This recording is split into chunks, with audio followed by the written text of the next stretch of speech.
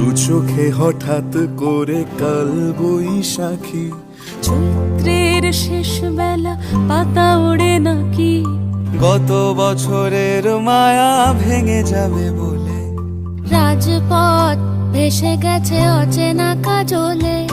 দু চোখে হঠাৎ করে কাল বৈশাখী, চৈত্রের শেষ বেলা পাতা ওড়ে নাকি, গত বছরের মায়া ভেঙে যাবে বলে, রাজপথ ভেসে গেছে অচেনা কাজলে। তুমিও অঝরে তাকে শুধু ভালোবেসো,